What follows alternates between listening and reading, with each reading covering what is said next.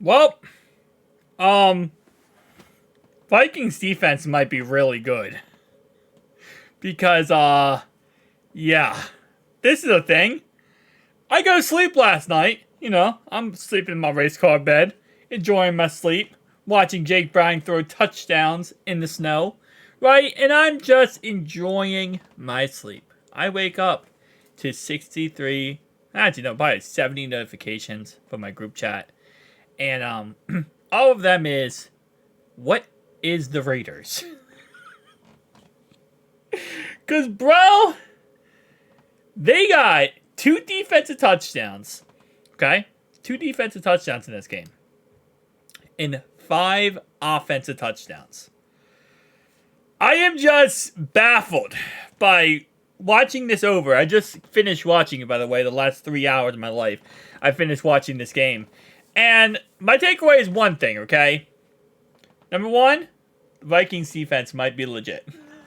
Because the Vikings defense shut out this Raiders offense. And in return, the Raiders against the Chargers put up 63 points. Well, actually, no, technically 49 points, because again, they scored two defensive touchdowns.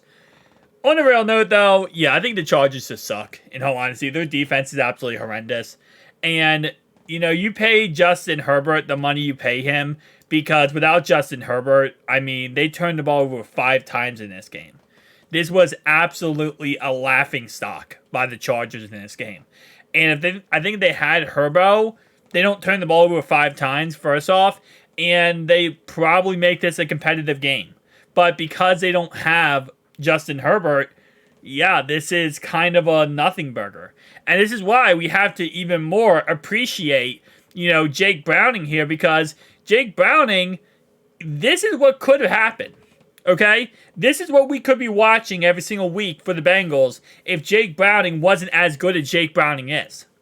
And there's just more reason to appreciate Jake Browning because Easton Stick, while he did throw 3 touchdowns, all of them in garbage time, again, by the way, one fumble wasn't him. That was a fumble for 6. The other fumble, I think, was by, I want to say, Austin Eckler. He did throw a pick 6 in this game. And again, not every single turnover was his fault. But it's just, we could be sitting in the same exact spot as the Chargers are right now. Now, Keenan Allen was out for this game, and they also had a left outside linebacker out. But again, it's just like, I am thankful that Jake Browning is as good as he is and how he's playing as good as he is. Because, man, 63 points. They didn't get 70. They did not get 70, which actually sucks, too, because they scored the 56, in the end of the third quarter, early fourth quarter.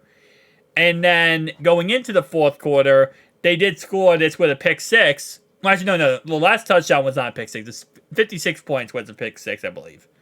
If I am correct. Now my memory's all faded.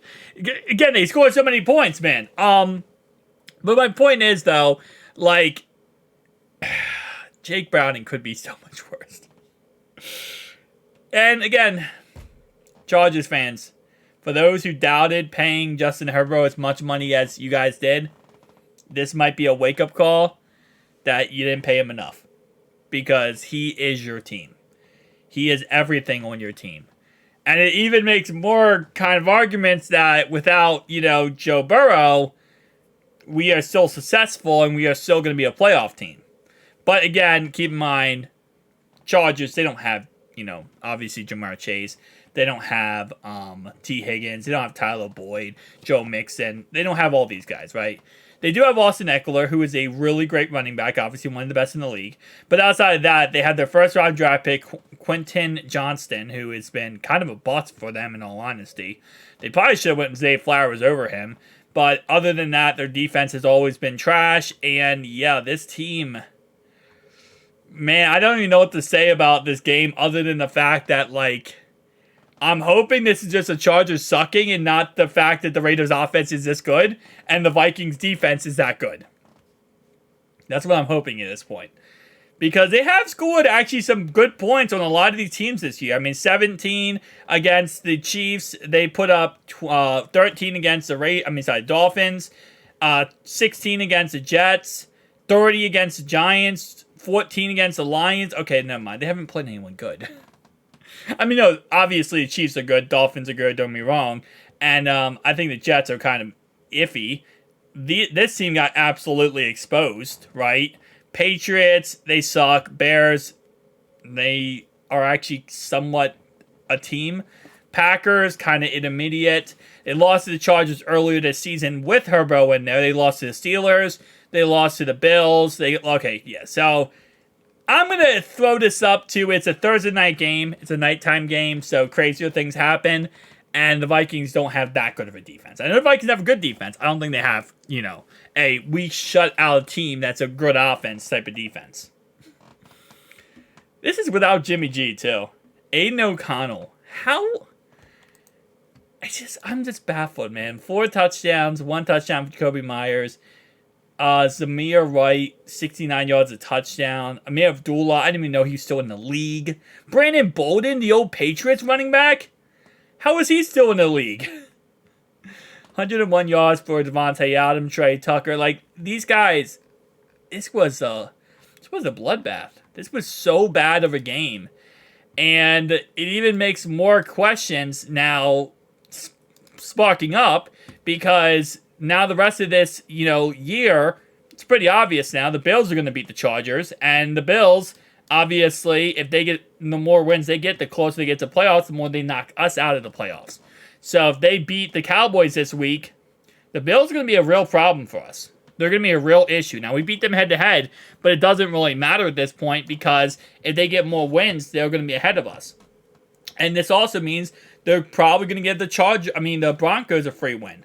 And then the Chiefs a free win. So this is annoying, because now these 3 teams, all 3 of these teams are drastically teams that we need to lose every single game moving forward.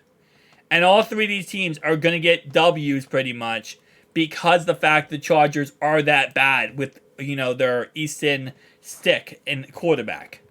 Now, for the Raiders side, we need the Colts to lose. They play the Colts. We need the Chiefs to lose. They play the Chiefs. And we need the Broncos to lose, and they play the Broncos.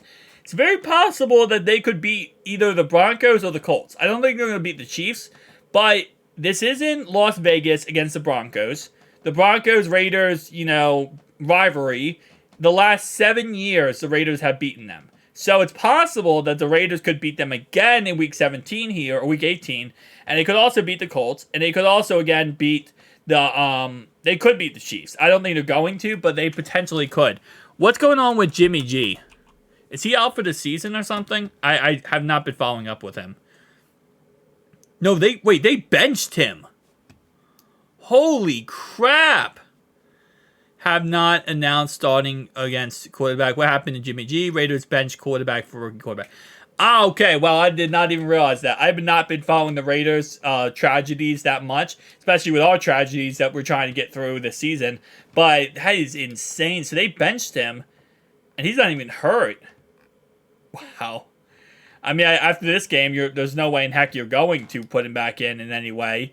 You're going to have him in there. And there is no way, my man. Chargers must fire Brandon Staley. There is no way. I know I did see a little bit of his press conference, and he said that, he thinks he should remain as head coach. This guy should be fired within seconds. Thank you guys for watching. Peace.